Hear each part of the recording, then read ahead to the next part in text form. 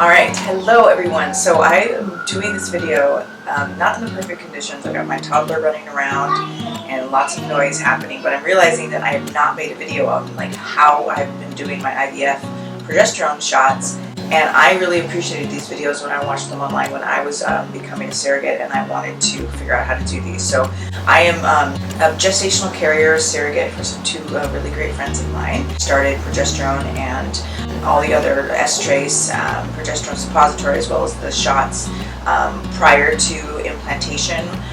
So I've been doing these shots now because I'm 12 weeks tomorrow, so I'm 11 weeks and 6 days today, which is going to be my last shot ever, which I'm so excited. Number one, you need an alcohol pad and your progesterone. There, so an alcohol pad, and then I have my progesterone. Then I have two different types of needles. One of them is an 18 gauge and one of them is a 22 gauge. The 22 gauge is what you want to inject your body with, not the 18 gauge. So the lower the number, the higher, the fatter it is. So you definitely don't want to inject your body with this. So this is just to fill up your thing. So with my pharmacy, I didn't want double needles, or I wanted to use as little waste as possible. So they gave me a 22 gauge full needle and then an 18 gauge just top. So I have to switch the top off, and I'll show you how I do that.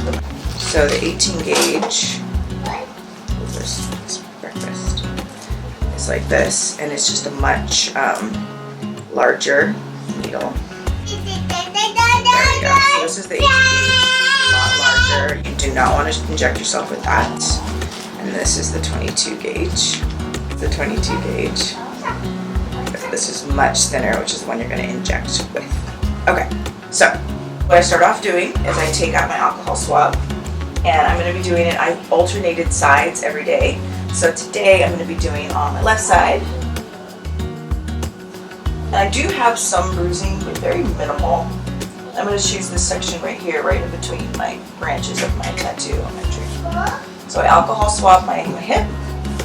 I take the progesterone. I alcohol swab the progesterone. Because I have separate needles, I'm going to take off the 22 gauge for me, put on the 18 gauge.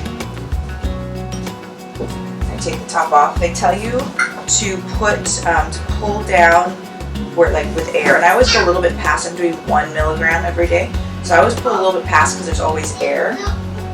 And then I put it inside. I put the air in first. Then I pull out. I always pull out a little bit past the one, because you'll see that there's always air, and then it's kind of gets even once you get all this stuff out. So that's, I put the top back on. I unscrew my 18 gauge. I re-screw on my 22 gauge. Then I take the top off, and this is where you feel like a nurse, where you like tap it to get any of the air bubbles, so you can kind of see.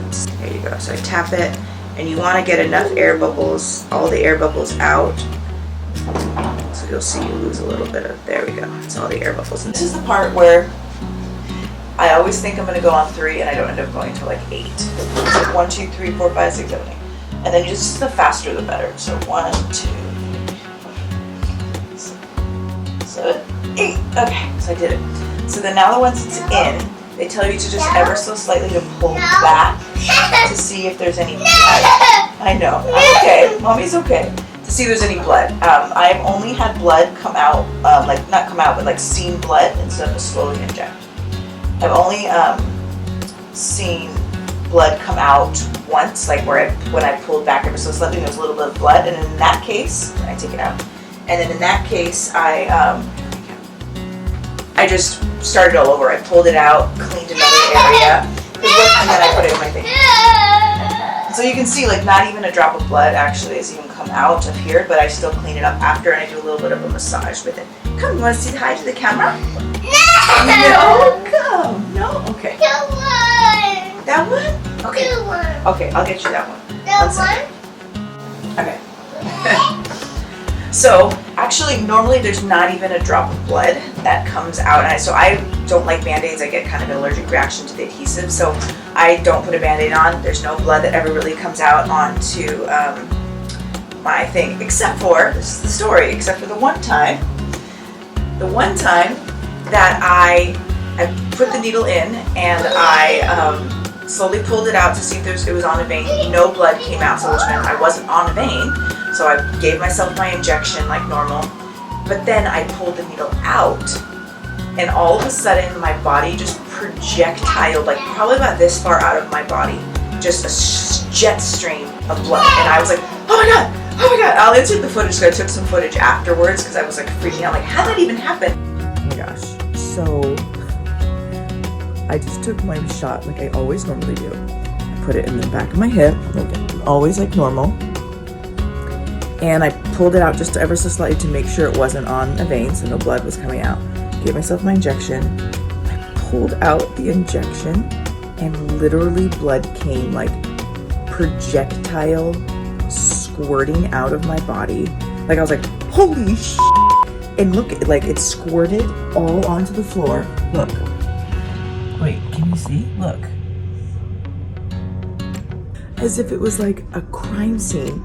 And then as soon as I put my alcohol swab like on it to stop it, it stopped like pretty much immediately. So it's not like I was on a vein or something. What the? I was like, oh my god. I've never had that happen. Other than that, that's been it. And I did in the beginning, I would give myself a few minutes before I gave my injection, I would heat up the area with a heating pad, and that really did help. Really made the needle go in a lot smoother.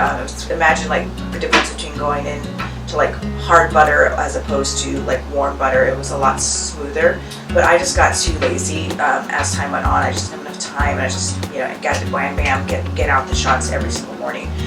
The quicker you put it in your body, the better. And I always think like I'd 1, 2, 3, and I sometimes even get to like 10 or 12 before I actually found the courage to just go boom and get it in there. And it does take away a little bit of that tiny little initial, just a little sting. It doesn't hurt, just kind of sometimes I'll feel like a little sting. I did also get one of these from my pharmacy at my doctor's, which is like a disposable hazard sharps thing, and it costs like $5. And I went every time it was full, I would refill it and just give it back to them, and they'd give me a brand new one, and it didn't cost anything. So definitely suggest doing that, so that way I'll use needles. But anyway, good luck you guys if you guys are on this IVF journey. It is no joke. This is my first IVF/surrogacy pregnancy. I've had 2 of my own natural births and labors and pregnancies, so this is definitely out of the ordinary for me, but it's not the end of the world. I really wanted to stress that too. I thought maybe the hormones and the just process and the injections and everything would just be this horrible, really difficult thing, and it ended up being really, like, to me, I felt like no big deal. Like it was really worth it in the end.